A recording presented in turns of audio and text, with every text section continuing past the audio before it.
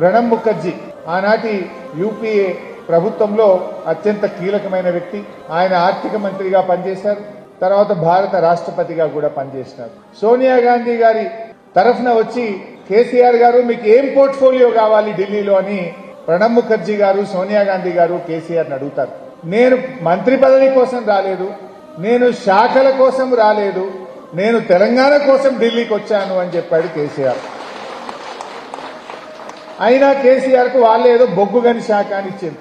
అప్పుడు తమిళనాడులో ఉన్న డిఎంకే పార్టీ మాకు బొగ్గుగని శాఖ మాకే కావాలి, లేదా మేము వెళ్ళిపోతాం గవర్నమెంట్కి, ఈ గవర్నమెంట్ కూలగొట్టమన్నారు.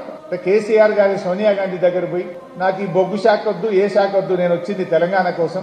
ఆ డిఎంకేలు అడుగుతున్నట్ట వాళ్ళకి ఇచ్చేసేయండి, నాకు ఈ శాఖ అవసరం లేదు, వాళ్ళకి ఇచ్చేయండి అని శాఖ లేని మంత్రిగా 6 నెలలు ఢిల్లీలో మంత్రిగా పనిచేశాడు.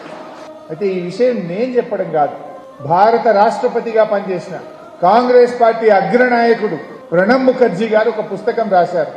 ద కోయలిషన్ ఇయర్స్ అని ఒక పుస్తకం రాశారు ప్రణబ్ ముఖర్జీ గారు. ఆ పుస్తకం 2017 సంవత్సరంలో విడుదలైంది.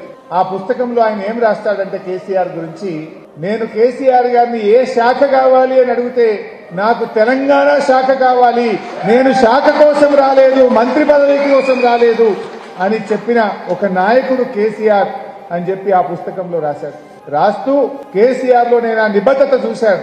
ఈనాటి రాజకీయ నాయకుల్లో నాకు ఈ శాఖ కావాలి, నాకు పెద్ద మంత్రి పదవి కావాలనే రోజుల్లో నాకు శాఖే వద్దు అన్న ఒక నిబద్ధతను కేసీఆర్ లో చూశాను అని తన పుస్తకంలో రాశాడు ప్రణబ్ ముఖర్జీ గారు. అంతేకాదు, నా లక్ష్యం తెలంగాణ, నాకు తెలంగాణ కావాలి, మీరు ఏ శాఖ ఇచ్చినా నాకు పర్వాలేదు, కానీ నాకు తెలంగాణ ముఖ్యమనేటువంటి మాట కేసీఆర్ చెప్పిండు. ఇది కేసీఆర్ లో ఉన్నటువంటి కమిట్మెంట్ అనేటువంటి మాట ప్రణబ్ ముఖర్జీ గారు తన పుస్తకంలో తాను రాసినటువంటి మాట. ఈ మాట అంటే అంత పోరాటం. ఇవాళ ఎవడెవడో కేసీఆర్ గురించి మాట్లాడుతున్నాడు, తలకు మాసినోడల్లా మాట్లాడుతుండు. నిజంగా కేసీఆర్ గారు అంత నిబద్ధతతో పనిచేయకపోతే ఇవాళ తెలంగాణ వచ్చినా? ఇప్పుడు నేను చెప్తున్న మాటలు మనం చెప్పుకున్నది కాదు, కాంగ్రెస్ పార్టీ అగ్రనాయకుడు భారత రాష్ట్రపతి ప్రణబ్ ముఖర్జీ చెప్పిన మాట. కేసీఆర్ నీతి, నిజాయితీ, నిబద్ధత గురించి ఆ రోజు ఆయన చెప్పిన మాట నేను ఈరోజు గుర్తు చేస్తా ఉన్నా.